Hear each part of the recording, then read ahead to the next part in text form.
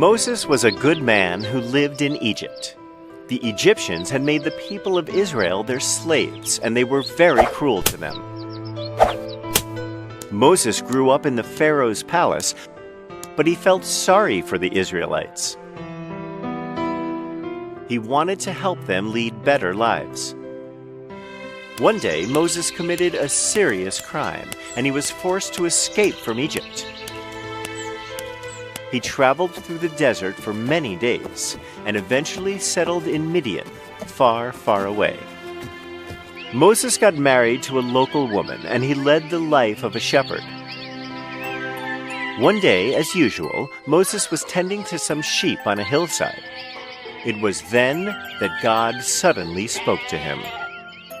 He hears a loud booming sound like thunder, and he sees that a bush has caught on fire. There is a semicircle of golden white light surrounding the bush, and Moses hears the voice of God. Moses, I have something to tell you. Who is that? I cannot see you.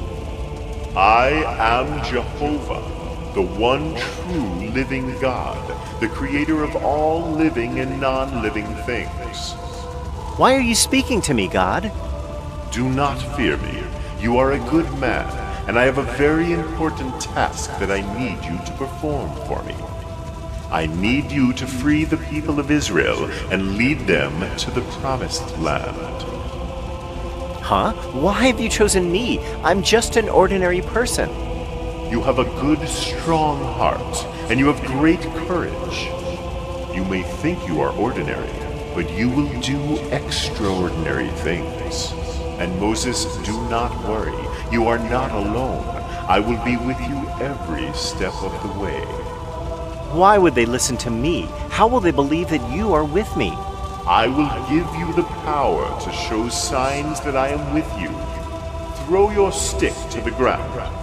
When Moses threw the stick on the ground, it magically turned into a snake. Moses was now convinced, and he was ready to follow the orders of God. As you wish, my Lord, I will do as you say. Ah, yes, Moses. We haven't seen you in some time now. What brings you here? Ramos, I have come to speak on behalf of the Israeli slaves. They need to be freed. You cannot keep them prisoners like this. They are not slaves. Oh, but they are, dear Moses. They will serve the kingdom of Egypt until they die. Every last one of them, until their very last breath. Ramos, the God is with them. He has sent me to free these people. If you do not set the Israelites free, you will invite God's anger on you. What God are you talking about? I have not heard of this God of yours. Why should I fear him? He is the one true living God. He is all-powerful, and his anger can destroy your kingdom. Please free them now, so that you don't feel sorry later. I do not believe in your God. He has no power in my kingdom.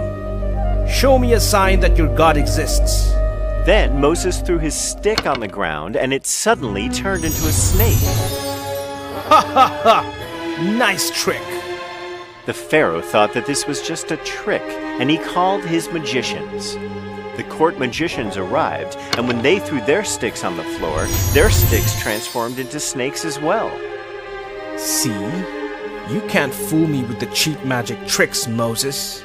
But then a miracle happened. Moses' snake started swallowing all the other snakes. The Pharaoh was terrified at first, but then he regained his composure. That doesn't mean anything. It's just another magic trick. Your God is pitiful. Release the Israelites to me now, and my God will show pity on you. Leave at once, Moses.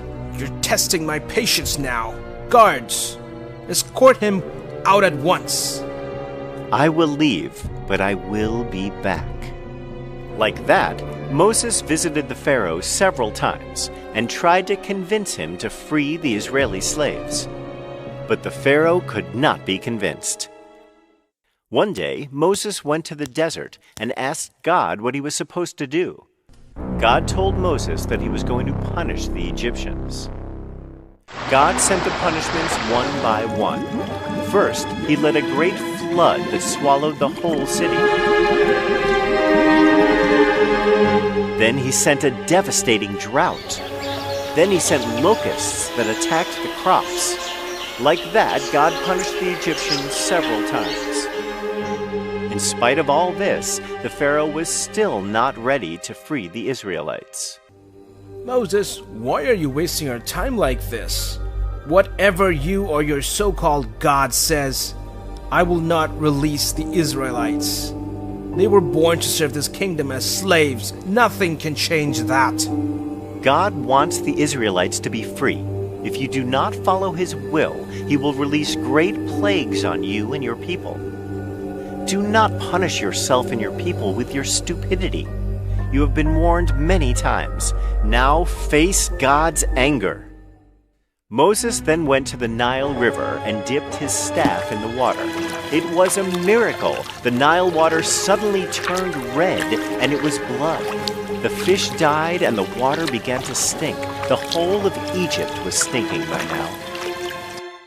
Finally, God killed all the firstborn children in Egypt, including the Pharaoh's son. This forced the Pharaoh to finally release the slaves.